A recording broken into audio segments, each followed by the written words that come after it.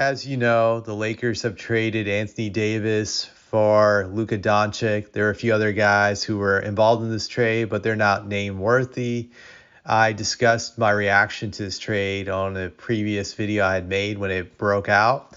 But now I'm just hearing more stuff about this trade that allegedly LeBron was not behind this move, that he didn't even know about this move. So the Lakers did not consult him, which makes this even more interesting because LeBron on every team he's been on has always had the front office's ear, that they always had to go LeBron first before they make a big trade. Every GM has had to do that. Essentially, LeBron has that type of cachet, that type of power, that type of influence. This shows to me that LeBron is losing his influence and his power within the Lakers organization because they didn't even bother to go to him at all. They made this decision behind his back without even knowing. That's the claim that's being put out there. I would say that this is definitely a sign that the Lakers are going to move away from LeBron. This was like a preemptive strike by the Lakers in the sense that they found their future superstar, or well, I would say their future replacement for LeBron in doing this trade, just which was Luka Doncic. Luka and LeBron play a similar style of basketball. Granted, LeBron, even at his old age, is more athletic than Luka, but they play the same style of basketball, which is they dominate the ball. They're a scorer and a facilitator at the same time. Neither of them can play off the ball. So it really makes no sense for both of them to play with each other. Granted, it could happen still. It's still a possibility, I would say, but they're the same type of player, at least on the offensive end. So, but Luka is a lot younger than LeBron now. He's only like 25 years old. LeBron is 40. It's obvious they're going for a younger replacement for LeBron. Now, the Lakers cannot just trade LeBron because he has a no trade clause. That makes it interesting. And what I really truly believe this move was for the Lakers was a move to pivot to their future because they really didn't have a future with LeBron being on this team. Now they do with Luka. And also a move to get LeBron out of Los Angeles, at least as a Laker. And some of you may ask, like, how are they going to do that with LeBron having a no trade clause? Well, I just think Luka, by being there, makes it very difficult for LeBron to now exist in the Lakers organization because they play the same style of basketball. I don't think they complement each other well. Neither can play off the ball. Both are terrible defenders. You can't build a team around two guys who play the same style of basketball and both of them can't play defense.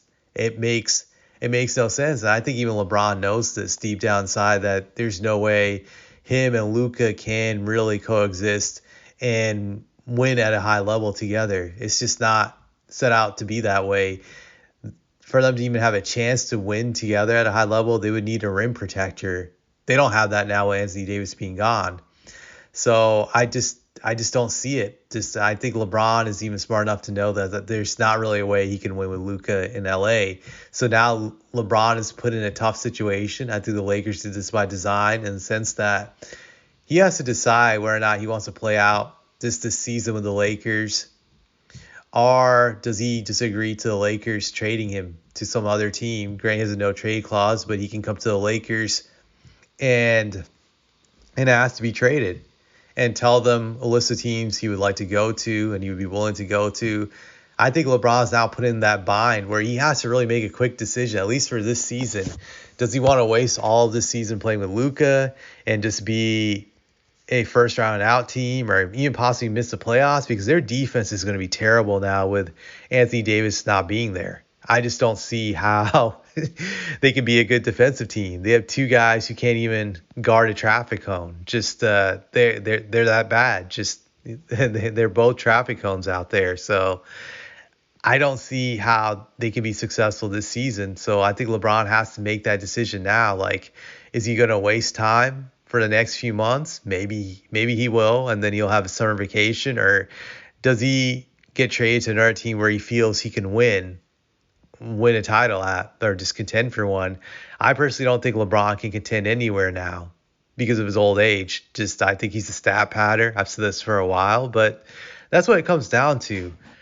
And I just don't think LeBron is going to be playing with the Lakers next year. If he opts to play the rest of the season because he has a opt out clause this upcoming summer, and I think he'll exercise it. I definitely do. So he's in a situation where he has to make a decision right now, and I'm very interested in that decision. Does he waste a few more months playing for the Lakers, or does he just go for it and get traded to some other team? That to me is going to be very interesting. But I'm going to be bold and say this: I don't believe after the season LeBron will be a Laker. I just don't see it. So I think we're going to see some interesting moves coming up in the next week or so, really, all across the NBA, because this move was so random. So that's all I have to say. And I guess the final thing I would say is that there's a snowball's chance LeBron might even retire now because of this trade. Maybe he doesn't want to leave LA and he decides that to hang it up after the season. So I think we're all hoping for that one, but we'll see.